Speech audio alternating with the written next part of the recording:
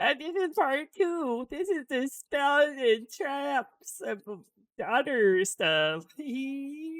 Welcome to my Yugioh channel. Okay, enjoy.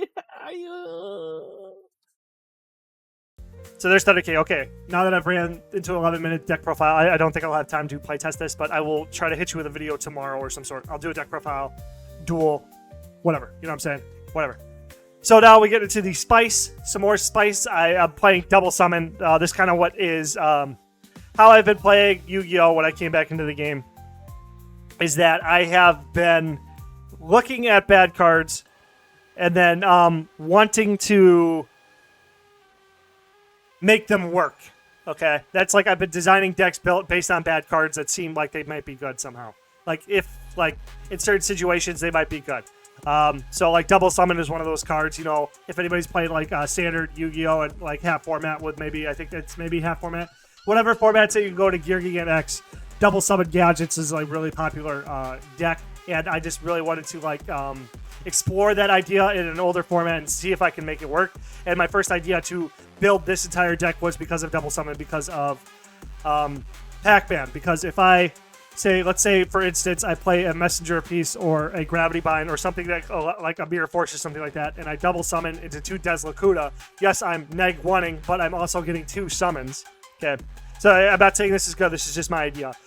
So that if I set 2 Deslakuta, Swarmer Scarabs, Deslakuta, now I have the opportunity to get the ball rolling, like fix the problem with the deck by flipping 2 Deslakuta, drawing 2 cards, getting a pot of greed, flipping them face down again, and then like continuing the momentum, like taking the neg-1 to jumpstart the momentum, kind of similar theory, similar hypothesis with like reckless greed. Most people would like try to flip up 2 or 3 reckless greeds to. I mean, I understand that like you get more up front with reckless greed, but then you take the neg later just to try to get the momentum going. You know what I mean? It's kind of like a starter, kind of like whatever. You know what I mean? And I feel like double summon is kind of under I feel like I'm kind of scared to even talk about this card because I kind of want to like play test it against more popular decks and really figure this card out before I accidentally like come up with an idea that takes off in the format. But whatever, you know, that's neither here nor there. But double summon, I feel like, is a very powerful card because it allows you to play Royal Oppression and other special summoning negating type cards because you are focusing on. But it speeds you up, but it shuts your opponent down. So then, like on two different, like multiple different planes, that this card becomes playable because now you're playing a normal summon deck with some gas. And yes, it's a neg-1 or whatever, and it's bad for card economy, maybe technically, but you're slowing your opponent down, so they're not utilizing their deck's combo. So, like, if you lock your opponent out of, like, searching and special summoning with, like, a Thunder King, Royal Oppression, and a Fiendish or something like that, then you're slowing them down, making them unable to capitalize on their speed, but then also you could, like, double summon and go, like, Thunder King, Deslakuta. And then now you have gas, and they have no gas. That's kind of the idea here. So that's the double summon, and that's why I came up with this entire deck idea. And I did. It is undefeated. But I am playing against straight scrubs on the bottom of the ladder. I did play test against my buddy, and I drew God Hands and wrecked his face. He could not. He could not. He was playing like Infernities or something like that. He could not draw the out. So yeah. This is a different variation of that. And okay, so let's just move on. So you got Heavy Storm because it's Heavy Storm. Level limit area B is just kind of slow the game down, and you know what I mean. You can get pokes in or whatever. It pretty much prevents all aggression from your guys from getting poked down. This is prior to XYZ format, prior to whatever else format. Blah blah blah blah.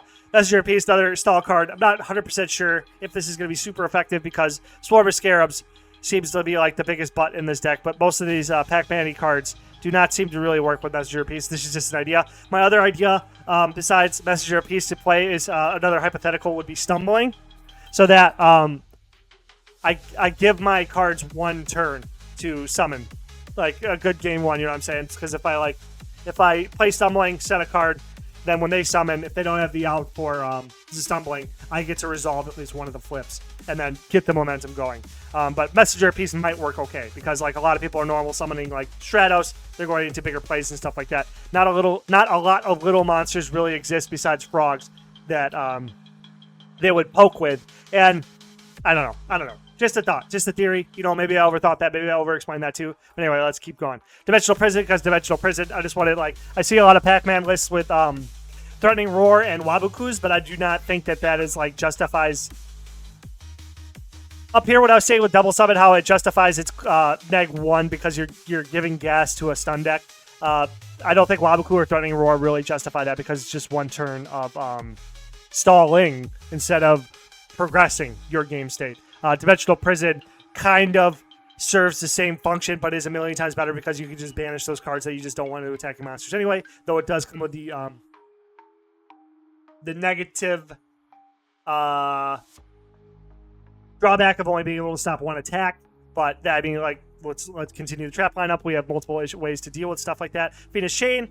I know Effect Negation is kind of but I just like Phoenix Chain. I feel like it's good. I feel like Phoenix Chain and Forbidden Chalice are underrated cards. I think they need to see a lot more play, and a lot of it is I feel like a lot of people wouldn't be ready to. Wouldn't see it coming. It's one of those cards that people just don't see it coming, and it also comes with the the secondary effect to just stop an attack. So at the very least, you are getting that Wabuku, that Threatening Roar value, but also potential to negate an effect and potential by just stopping an attack. So stopping aggression, locking opponents down. You know what I mean? Like if a dad drops, a Caius hits the field, stuff like that. Phoenix is pretty dang good for that. I just feel like it's a really good card. Gravity Bind because, stall. Stall. You know what I'm saying? That's at 1. These two are at 1, which is why I'm trying to find another outlet to stall the field, stall the game out. But yeah, Mirror Force, because Mirror Force, Needle Sealing is the second reason why I built this deck. And Needle Sealing feels pretty freaking strong because, Mass Destruction in Edison format feels pretty freaking strong. I know people are playing Starlight Road and stuff like that, but I have answers for that as well. But it just feels super strong. This is where the main combo comes in. The main combo. Sorry, I don't know. I'm trying to go to the camera, but I'm not doing too good. So the main combo of the deck is, here's the ideal scenario. Needle Sealing, Double Summon, Double Des Lakuta or something like that. Double set, Double Summon, Needle Sealing. Boom, boom, slap. They start to combo off. They're playing frogs. They try to go substitute, get that freaking combo going. You Needle Sealing, you just nuke their board, whatever, you know what I'm saying? And it's just pretty fantastic. I know this is still super weak, or it doesn't solve everything, but I just feel like it's very, very. I feel like this card is super underutilized, especially with cards like Black Wings who are just swarming a bunch of big beaters out of nowhere. And if you could you could really slow down. I feel like you could slow down the momentum just by continuously nuking the field. Yeah, this deck kind of facilitates that. I feel like there's a lot better ways to get Needle Sealing value out of this format, but this is just my first take. Royal Oppression, again. We're playing a deck with gas, and we want to slow down their gas, so double Royal Oppression feels like we have no special summoning. I mean, we have Rat, but that's kind of one of the reasons also I want to cut this and maybe cut this. Royal Oppression, you know what I mean? You control when it flips up. Just a win. This is a win more card. Just win. Kind of self-explanatory. Now, Seven Tools of the Bandit, I feel like this is a card I haven't seen from a lot of the top deck lists. I've seen a lot of traps in a lot of top deck lists. I see a lot of people playing Regeki Breaks. I see a lot of people playing Judgment. Oh, everybody plays Judgment. I see a lot of people playing Starlight Roads. I see a lot of people playing Deep Prisons. I see a lot of people doing da-da-da. And I really like Seven Tools of the Bandit because I'm not seeing a lot of people play that, so I feel like a lot of people are uncomfortable. Though I do not have a lot of experience, I'm just going off of a lot of what my friends have said, watching their games, playing against my friends, and just from deck profiles of top-performing decks like Fraser Smith's Frogs and stuff like that. Just having that 7 tools on standby, when you're ready to nuke the board. That's what I'm saying. The 7 tools is the walk into the opponent's Starlight Road type card. So turn 1, for instance, I set Torrential 7 tools. I blow up their field. They set 4 back row. I drop the heavy like a badass because I'm the best player in the game. They flip up Starlight Road and they're giving you the double middle finger, and then you pull out your 7 tools. And then you win the game. And they don't have the judgment. I always have judgment if I have 7 tools too, because I'm the best player ever to have graced Yugioh. I always have the heavy storm. I always have the judgment. I always have 7 tools. I always have torrential tribute. I always have whatever card I need whenever I need it. Always. So just remember that if you're ever going to play against me. Whatever you think I have, I got it, and you should be afraid. Anyway. Yeah. 1 second here. This is Rand. I'm a yap maxer. Anyway, yeah. So anyway, so that's 7 tools. Solemn Judgment, Solemn Judgment, Solemn Judgment. Starlight Road. We're playing a lot of cards. Starlight Road. You know what I'm saying? You Starlight Road, they judgment you. Use 7 tools, man. Always have the cards you need. That's my advice for everybody. Just always have the cards you need, and then you can't lose.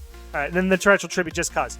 And this is 44. I need to trim it down. There's a lot of cards to take out, but I'm just trying to tech out anyway. The side deck cards I'm kind of looking at is like Dark Dust Spirit to go with that theme of mass destruction. Same with Lightning Vortex, but this isn't the deck to do those types of cards. These are just like thoughts. Lava Golem I'm trying out. This card looks really funny. You contribute 3 monsters, tribute somebody, but not set this card. If summon this way, destroy all monsters your opponent controls. This seems like a really funny card. I want to try to make this card work too. Fossil Data is a potential side. Tragonia, I don't know why I put Tragonia in here. Just ignore this. Ancient Fairy Dragon, Black Rose, Iron Chain, Stardust.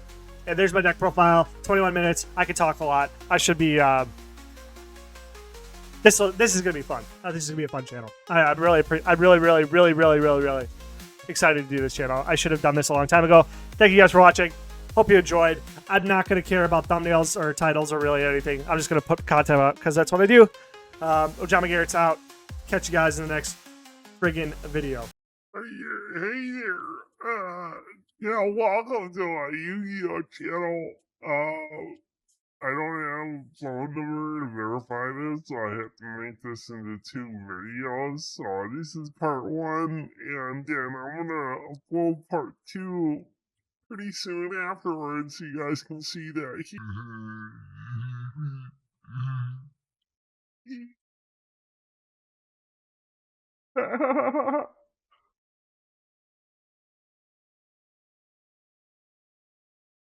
Okay, bye bye.